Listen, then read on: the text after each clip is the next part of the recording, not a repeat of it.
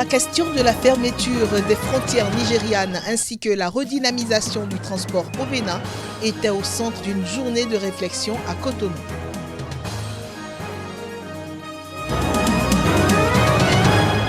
Le Sénégal, qui expérimente la production de l'énergie éolienne, bientôt jouira de ses fruits. Les foyers en passent de recevoir les premiers kilowattheures.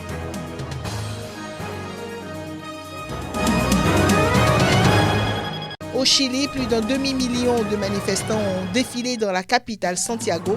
Ils exigent des réformes du système économique.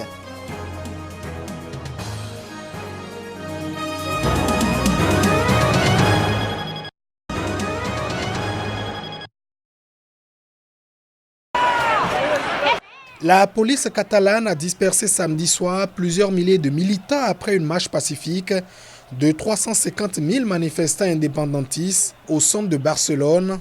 Nouvelle démonstration de masse contre la condamnation de dirigeants séparatistes pour avoir tenté de faire sécession de l'Espagne.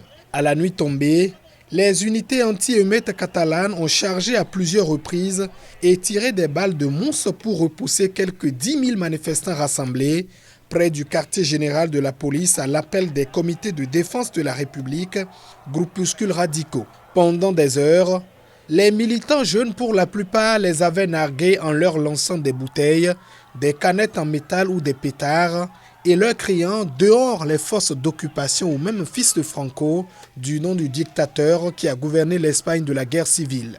L'après-midi avait commencé dans une ambiance festive.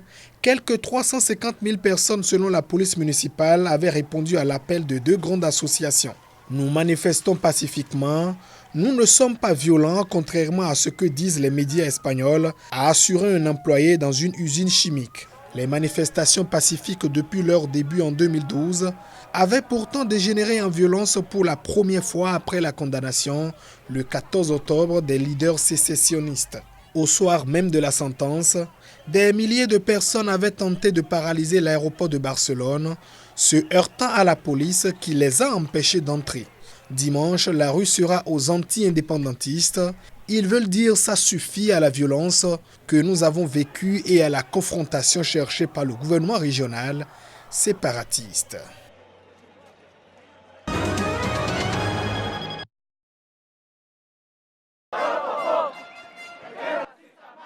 La situation reste toujours tendue en Bolivie.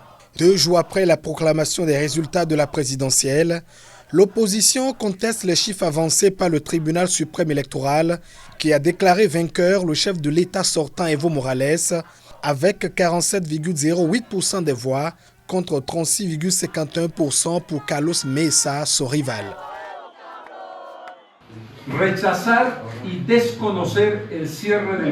Nous rejetons et ignorons la fermeture du décompte national des élections générales et ses conséquences juridiques et politiques, car c'est le résultat d'une fraude et d'une violation de la volonté populaire. Celui-ci accuse le gouvernement de fraude, souligne qu'il ne reconnaîtra pas les résultats et a appelé ses partisans à se mobiliser pacifiquement pour réclamer un second tour.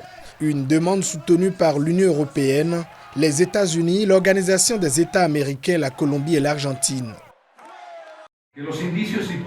Les indices et les preuves de la gigantesque fraude perpétrée par le parti du gouvernement ont été massivement diffusés par les médias nationaux et internationaux, démontrant ainsi la moquerie de la volonté populaire exprimée le 20 octobre 2019. Le président sortant Evo Morales a exclu samedi toute négociation politique avec l'opposition et a écarté toute éventualité d'un second tour malgré les tensions dans le pays. Les manifestations et les grèves qui ont lieu à La Paz continueront et s'intensifieront sans s'arrêter à partir du lundi 28 octobre. Les départements qui sont déjà en grève continueront leur grève pour la défense de la démocratie. La réélection contestée du socialiste Evo Morales à la tête de la Bolivie pour un 4e mandat soulève des interrogations. Les spécialistes redoutent le cas de Nicolás Maduro au Venezuela.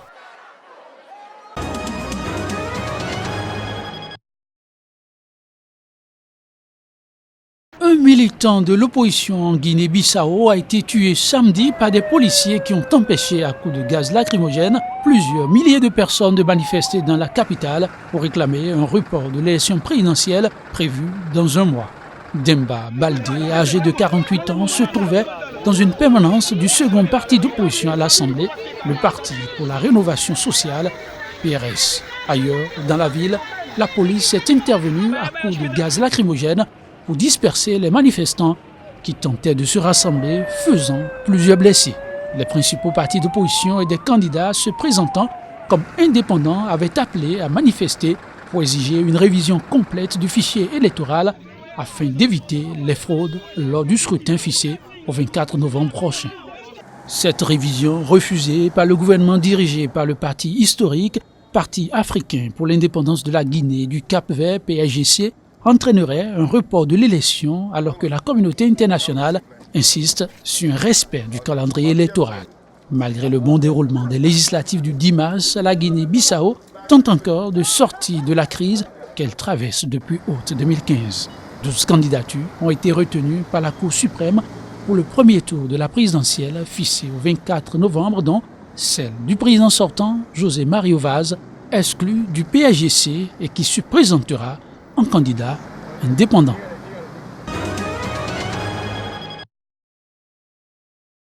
Plus de 10 000 personnes ont manifesté samedi à Ouagadougou pour exprimer leur soutien aux forces de défense et de sécurité confrontées à des attaques djihadistes meurtrières et récurrentes depuis 2015. Les manifestants s'étaient rassemblés au stade municipal Joseph Konombo dans la capitale burkinabé. Munis de fanillons, le poing en l'air, ils ont entonné l'hymne national en soutien aux forces de sécurité, puis observé une minute de silence en hommage aux victimes. Depuis que les terroristes ont commencé à sévir, il me semble que les forces de défense et de sécurité se sont retrouvées dans la posture de la défense et de réplique. Il s'agit là d'une stratégie qui a ses forces et ses limites. Il me paraît nécessaire de sortir de la défensive pour nous engager résolument et activement à l'offensive, tous azimuts. Nous appelons au sursaut patriotique afin de faire des 20 millions de Burkinabés des soldats au service de la défense de la patrie. Tous unis, nous parviendrons à bout de la barbarie. Alors, peuple du Burkina, montrons-leur que nous sommes encore plus déterminés et que nous n'avons jamais eu peur de la mort. Le Burkina Faso est pris depuis 4 ans et demi dans une spirale de violence attribuée à des mouvements djihadistes, certains affiliés à Al-Qaïda et d'autres au groupe État islamique. Sous-équipée et mal encadrée, l'armée qui paie un lourd tribut aux djihadistes s'est jusqu'ici montrée incapable d'enrayer le phénomène. Rassemblement, c'est de motiver ces forces de défense et de sécurité à aller de l'avant, que nous comptons sur eux. Parce que s'ils baissent les bras, c'est fini pour tout le monde. Donc c'est très important de les encourager et de les motiver d'aller de l'avant.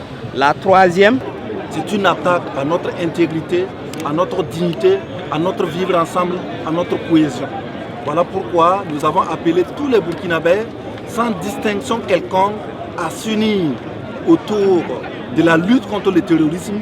Depuis début 2015, les attaques djihadistes de plus en plus fréquentes et meurtrières, en particulier dans le nord et l'est, ont fait près de 625 morts et occasionné près de 500 000 déplacés internes.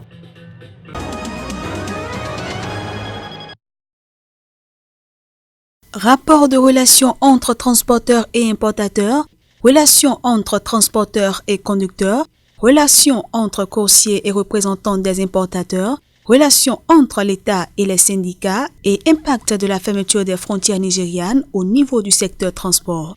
Voilà entre autres les points sur lesquels ont réfléchi les membres du syndicat des transporteurs et importateurs nouveaux associés au Bénin, Sintra, INAB. C'était à l'occasion de la journée de réflexion sur la redynamisation du transport au Bénin. Notre port, qui est le poumon de l'économie nationale, qui donne plus du travail à tous les transporteurs au Bénin, n'est pas sans inconvénients suite à la fermeture. Donc, une fois que le port est touché, notre activité est touchée et ceux dont les activités ont rapport avec le transport, tous sont touchés. Le géant Nigeria, en Afrique de l'Ouest, joue un rôle important dans l'économie de la sous-région. Et quand une mère refuse que le bébé tète son sein, la maman même, le lait risque de lui causer des ennuis. Et nous profitons de votre micro pour solliciter l'indulgence du président Buhari, qui au jour d'aujourd'hui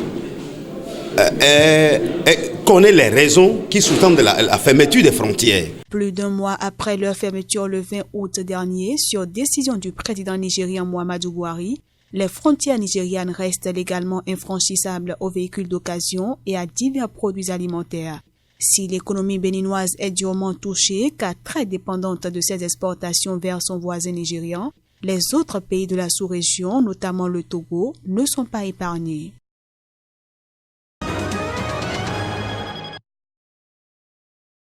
Le Sénégal fait un pas vers l'objectif de fournir l'électricité à tous et de diversifier son mix au profit des énergies renouvelables. Le parc éolien de Taïba Ndiaye dans l'Ouest, premier projet d'énergie éolienne à échelle industrielle au Sénégal, sera connecté au réseau dans la deuxième semaine de décembre. Dans une première phase, d'après le directeur général de l'Ekela Sénégal, 50 MW seront injectés grâce à 16 éoliennes dans le réseau de la Sénélec, la compagnie nationale. 158 MW seront livrés en 2020 par 46 turbines s'élevant jusqu'à 180 mètres de haut. La centrale va satisfaire un besoin urgent. Ce parc va couvrir en capacité installée 15% de la production nationale.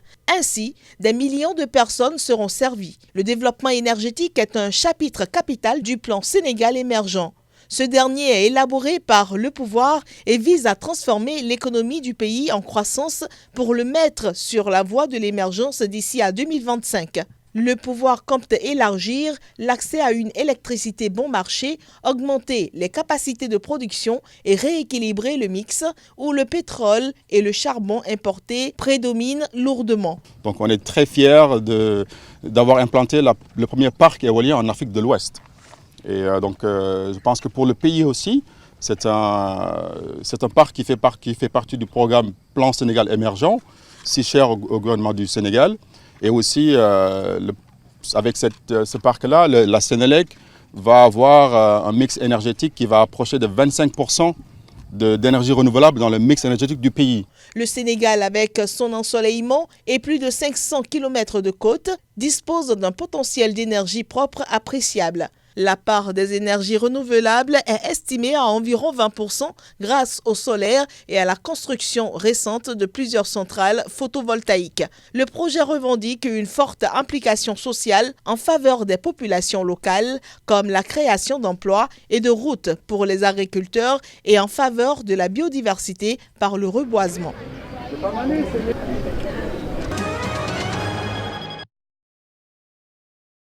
Les chefs des armées de la RDC, du Rwanda, du Burundi, de la Tanzanie et de l'Ouganda, en réunion à Goma, dans l'est de la République démocratique du Congo cette semaine, ont décidé d'unir les efforts de leurs forces pour une traque des rebelles en RDC. Les participants se sont concertés sur la sécurité dans la région des Grands Lacs. Loin de là, nous mutualisons pour traquer ces gens sur les frontières. Messieurs, retenez que ces gens traversent toutes les frontières de beaucoup de pays et font du mal. Et nous devons nous mettre en garde, nous devons nous mettre ensemble pour pouvoir faire ce travail-là.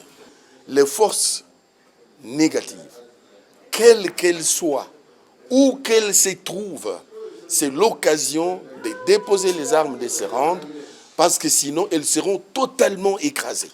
Et donc notre peuple doit comprendre que toutes les actions que nous entreprenons, c'est pour qu'ils soient en paix et en totale paix. Cette réunion fait suite à celle tenue en septembre afin de mettre un thème aux réflexions stratégiques sur la mutualisation des efforts afin que la paix devienne une réalité dans cette région du continent. La région du Kivu, comme toute la façade orientale de la RDC, est en proie à l'insécurité depuis 25 ans en raison de la présence de dizaines de groupes armés locaux et étrangers. Parmi ces derniers, on compte les milices ougandaises des forces démocratiques alliées, ADF, les forces démocratiques pour la libération du Rwanda, FDLR, ou les rebelles burundais des forces nationales de libération, FNL. Ces groupes sont accusés de nombreux crimes en RDC.